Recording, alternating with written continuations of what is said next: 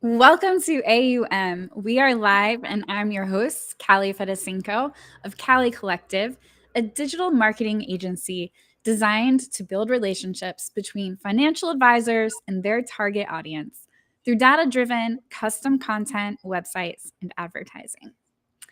Our episode today is brought to you by the Financial Planning Association, also known as the FPA.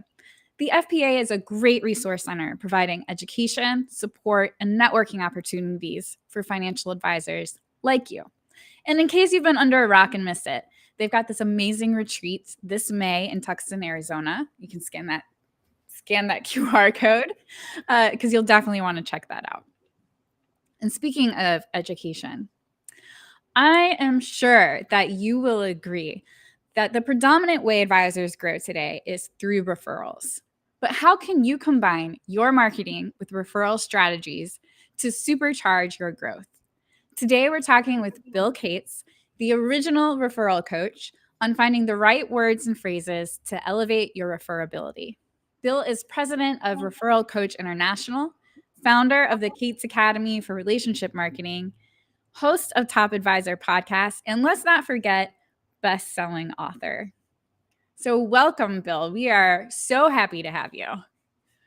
Pleasure to be here. Thank you, Callie. Yeah. So, Bill, a lot of advisors view marketing as separate from referrals, saying things like, I don't need marketing, I ask for referrals. I hold a different opinion. I see marketing as a way to support the referral process. Because at the end of the day, marketing is just a form of communication. What about you? How do you see the relationship between marketing and referrals? Sure. I see referral. I mean, certainly they're related. I see referrals as a form of prospecting. I see it as a high form of prospecting, and it's the way most clients want to meet advisors. So it certainly is the way you want to build your business. Um, I I see marketing Yeah. as more of a pull or magnetic type activity where Mm-hmm. it can pull people towards you, and they definitely work together. And Mm-hmm. prospecting never goes away. Yeah. There'll always be an aspect of it.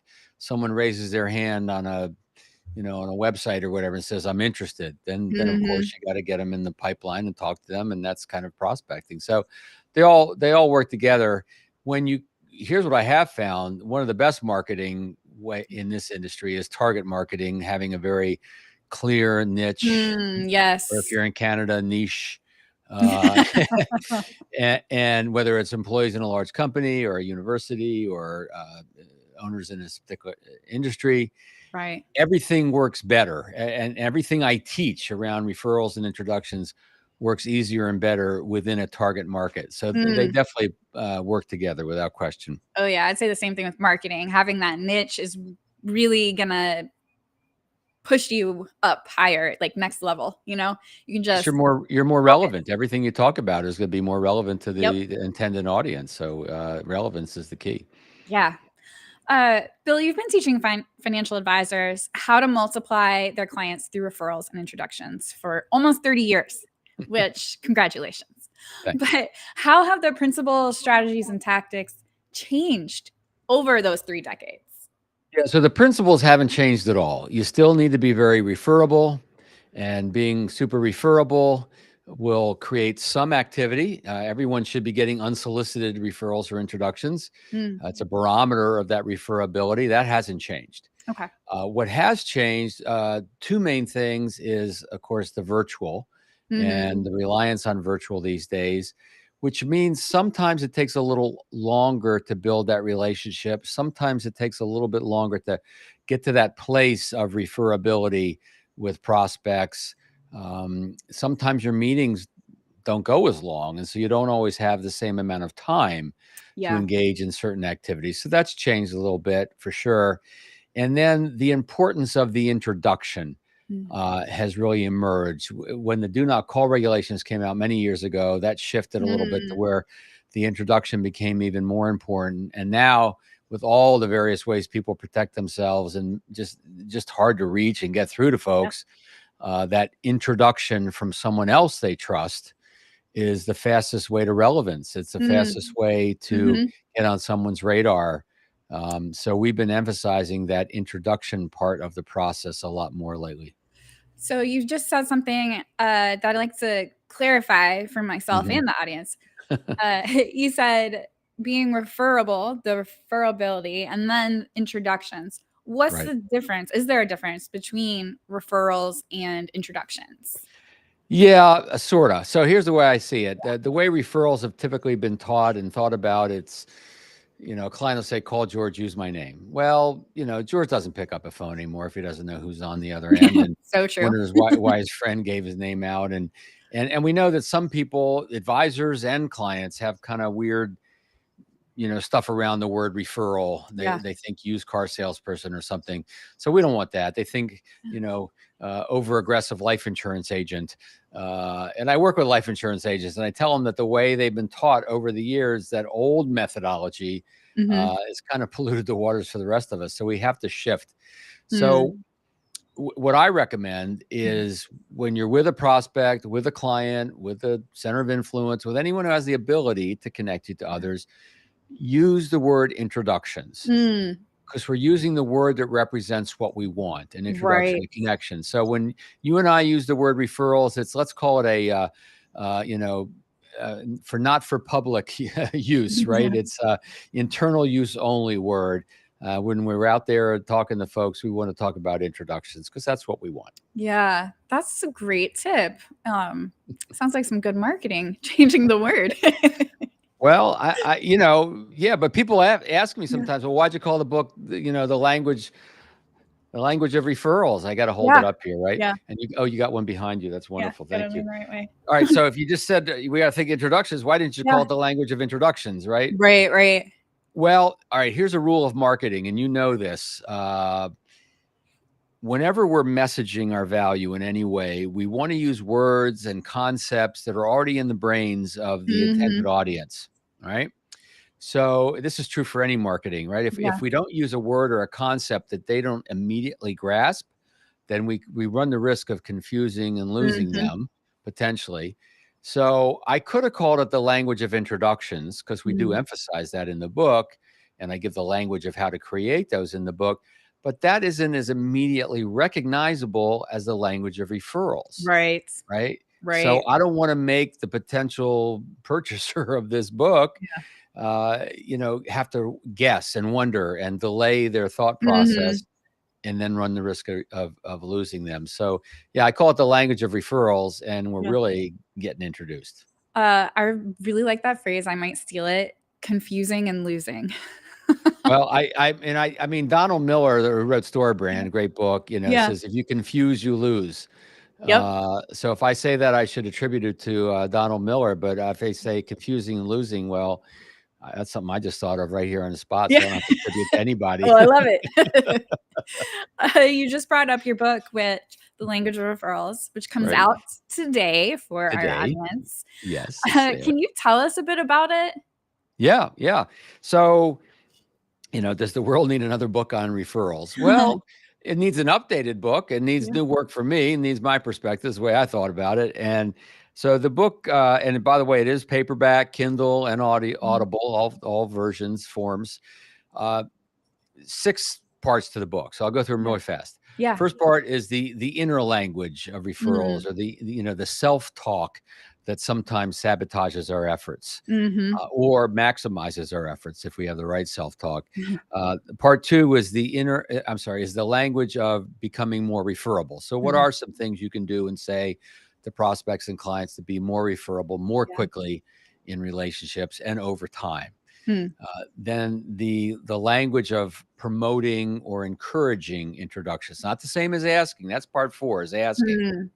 But there's ways to infuse it into the relationship Yeah. softly, that builds really a culture. I think what Mhm. advisors need to think in terms of is not just the ask. Yeah, I cover the ask, and that's a piece of it, but it's Right. a culture that you build around Mm. meeting people through other people, and Right. the referral, the introductions, the warm way we get into their lives. So, yeah, part 4 is the language of asking without looking like, and this is what, when people come to me for coaching, they say, Bill, is there a way to ask without looking like the creepy referral guy? I get creepy referral guy and sleazy referral guy. Right. And yeah, the answer is yes, there is, and we teach that. And then uh, part five is the language of concerns or reluctance. Not Mm. everyone likes to do this. Not all Mhm. clients, they're concerned financially about confidentiality, et cetera. So how do you talk to them? How do you talk to someone who's a little reluctant to do this? And Right. it's not a forceful position at all. It's a very relaxed, Mm. easy, but we don't want to be afraid of the reluctance or the Yeah. concerns, which Yeah. will keep us from asking in the first place. So how do we converse? How do we Right. back off if we need to? And then the final one is the language of converting that willingness to refer into the actual introduction. Mm. How do we get connected? How do we get introduced? That's relevant to that prospect, so they'll pay attention to it, and hopefully we earn the right to that first meeting, first Zoom, first phone call. Yeah. Okay, so your book, what I love the most about it is that it gives actual scripts that you can use in the meetings, which, people like me, that's insanely valuable because I get stuck overthinking, what should I say? Right. Well, and what I found is a lot of folks, if they don't know what to say, then the strategy isn't accessible to them, Yeah. right? So if they think, all right, I didn't like the way I was taught, I get paid in 2 ways, I get paid in 3 Right. ways, anything like that. They're not sure what to say, and so Yeah. that strategy of asking is not available to them because they Mm. don't know the words. So I Mhm. spend my life thinking of this. Yeah. Advisors don't; they think of other things. So I feed the words, and I in some of the promotional copy I wrote, I said, "So Bill, are you trying to put words into my mouth?" Yeah. Well, yeah, sorta. Um, I'm giving you options. I'm giving Right. you ways to say things, to voice things, knowing you're gonna tweak it and fine tune it and put into your verbiage and your way of saying things. Yeah. It's one reason I put it on audio because a lot of people said, "Well, Bill, how you say it makes a difference, so I wanna listen to that." I said, "That's Right. great." So Right. that's why I did the audio side, but I don't necessarily expect anyone to memorize. I call them word tracks, Yeah. scripts, Yeah. but Starting place. it's a starting point. Yeah, thank Yeah. you. Okay, so you mentioned promoting introductions and asking. Yes. And I know from because I was looking in the book, like the promoting is actually saying things in conversation, which I actually wasn't expecting you to say that in the book, kind of I was like, "Oh, yeah, that makes sense." Can you give some examples of like how you promote introductions in your meetings with clients? Yeah, sure. There's a lot of ways. I think I give 11 in the book. Let me give you a Yeah. couple, 2 or 3 here. Uh, One phrase I've been teaching forever. I didn't invent the phrase, but I popularized it in one of my Yeah. book titles, and that is "Don't keep me a secret." Mm, mhm. And this is something team members, staff can do as well. It doesn't have to Mm, be just the advisor. mhm. Someone says, "Hey, this is great. Learned a lot. Appreciate your perspective." Yeah, any value recognizing statement, you say, "Great. Please don't keep this work a secret, or don't keep me a secret." That's one. Yeah. Kind of a straighter version of it is never too busy to see if I can be a resource for others. Mm, Notice I say never too busy to see if I can be a mm. resource. That's a little Right. qualifier there, right? So Right. you're willing to chat, you're willing to help, you're willing to talk. You may bring them on as a client, you may not. It's got to be a good match all the Yeah. way around, or what's right for the client, and Right. that's what you'll do. But you're never too busy to see. Let me give you one more, Yeah. which is one of the more powerful ways to Yeah. promote and encourage introductions without really asking. And it teaching your clients Yeah. how you would handle it if they did think of someone. So let me just tell Mm. you right now. So it's Callie, it's like this. Callie, a lot of folks like to introduce the work I do to others, and I just thought if that opportunity ever presented itself to you, you'd know how I'd handle it, what it would look like, so you'd feel comfortable. Yeah. First of all, the work we do completely confidential. They'll never learn about your financial situation from me, Mm. and vice versa. Even with family, close friends, we can't cross that line. I also handle these sorts of things with great care, meaning I don't want to just call people from out of the blue and make them wonder, why did Callie give my name out? Yeah. No, nobody likes to get that kind of phone call. You and I will talk, Yeah. and we'll come up with an approach that feels comfortable for you. It'll feel comfortable for your friend or colleague. And gosh, if we're lucky, maybe it'll pique their interest in hearing from me. But Right. bottom line is, we're going to make sure it feels safe and comfortable for everybody. So that's an easy yes for Yeah. anybody to Right. get Yeah. because I'm not really asking directly. but I'm taking away the two main objections Mm. that advisory clients have is Yeah. confidentiality. Mhm. And then what's it going to look like? If I don't know how you're going to handle it, if we haven't talked about it, it's an unknown. Therefore, Mhm. it's a perceived risk. So they don't go there. So let's take that one off the table by just teaching people what it would look like. Yeah, yeah. Also, when you were talking, I was like, "Wow, I feel really put at ease." Well, and that's the goal, right? And Yeah. I said we'll introduce, we'll craft or come up with an approach that feels comfortable for everybody, and that's what we want. That's what we want. It's what they want. So, Right. do all of your clients? This is my question to everybody listening and Yeah. watching. Do all of your clients, or at least your A clients, know that you're open for business, know that you're never too busy to see if you can be a resource for others? So Mm. let's make sure that we teach our clients that we Mhm. are and what it would look like. So if it ever did come up, it would be comfortable. And don't be surprised, by the way, if that Mm. little less language, even the don't keep me a secret one, Yeah. don't be surprised if any of these turn into an introduction opportunity on the spot. It Mm. happens. It doesn't happen every time. The intention is not necessarily to make it happen at that moment, but it does. And so be ready Right. when you plant the seed and they say, "Oh, there is somebody I can introduce you to." And so just be ready for that. Yeah. Okay, let's talk a little bit about the objections Mhm. and what people can do when that comes up. Because especially if you're new, this is your first time, asking or even putting it out there, and maybe the first one or your first couple, you get that resistance. I feel like, ooh, I don't know if I want to do it again.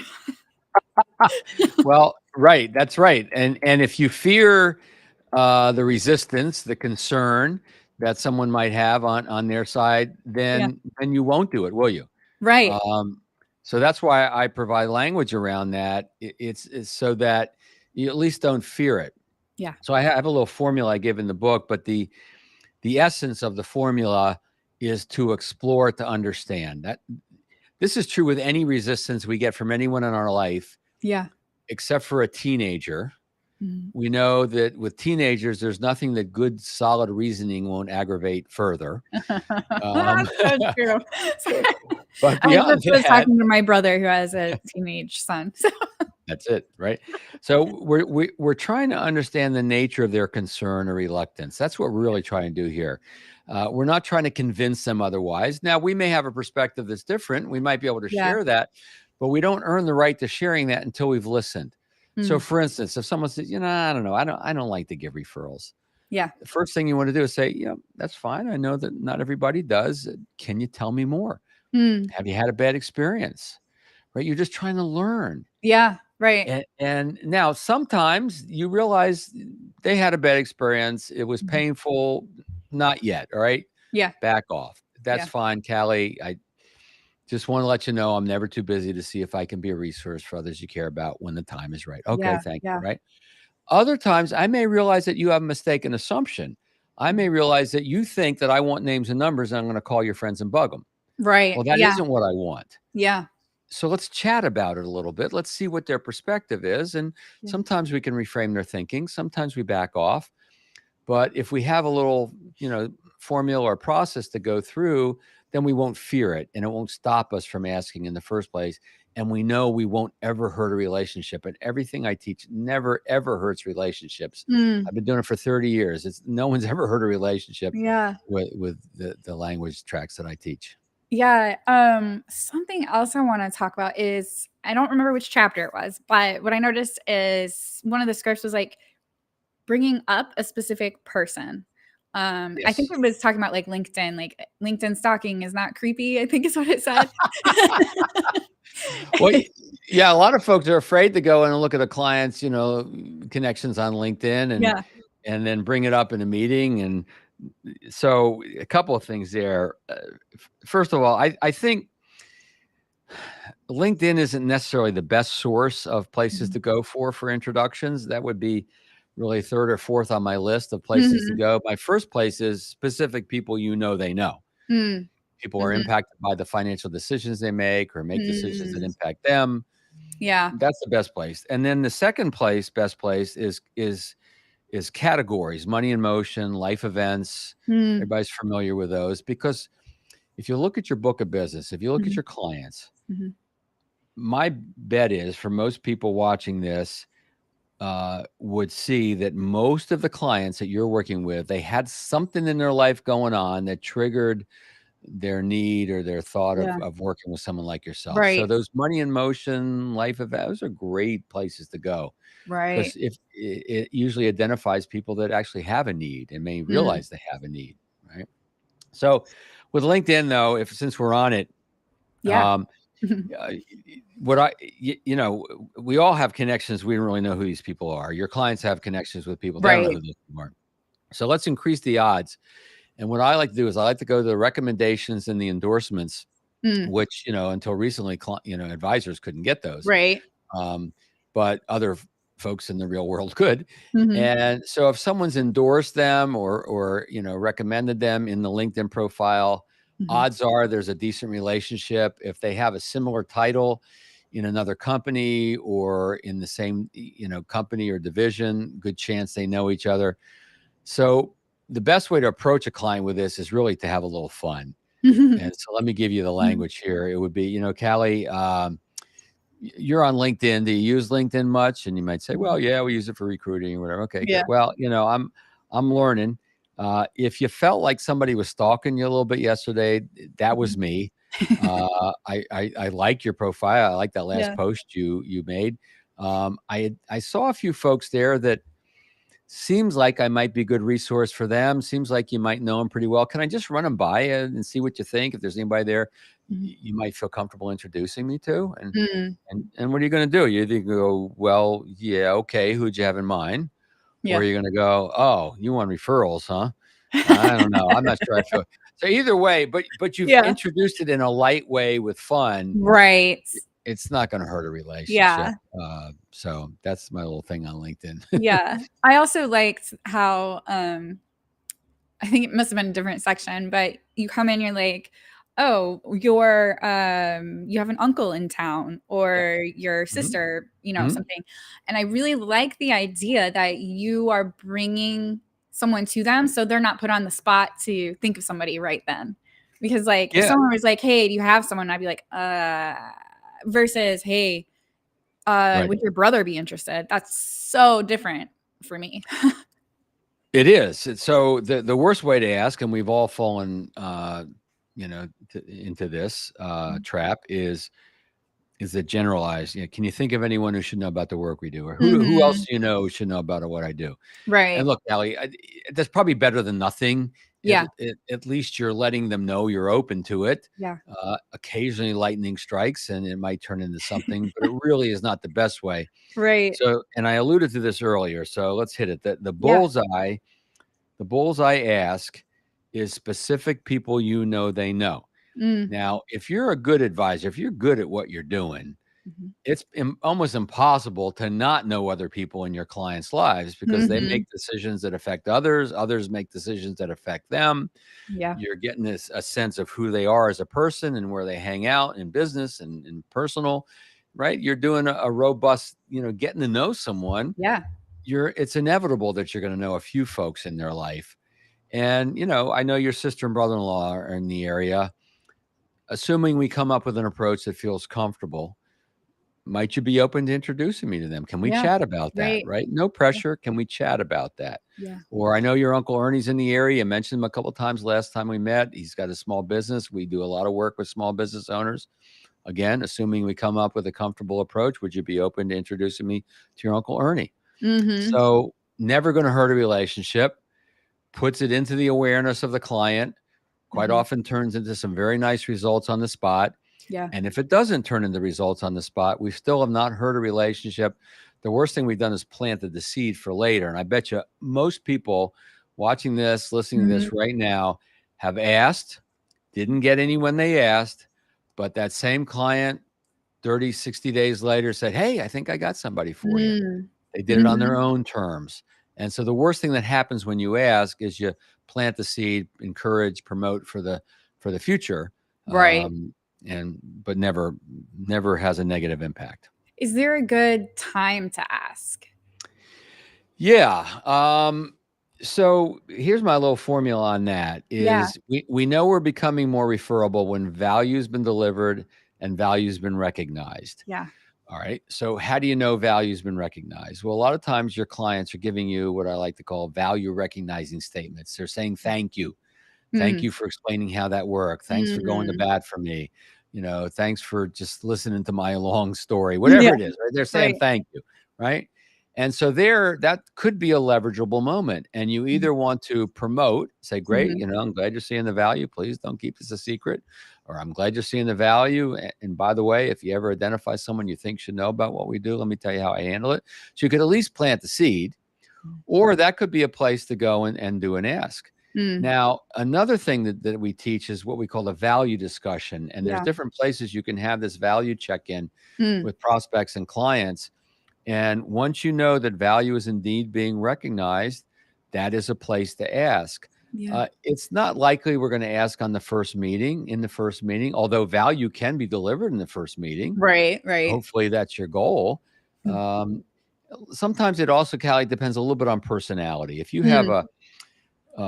an analytical type like my dad was, statistician, loved balancing my checkbook to the penny and would work on it forever.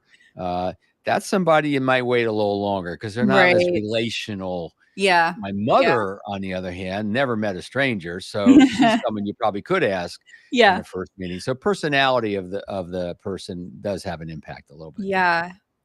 Okay, Bill, here's a question for you. How did you learn all of this?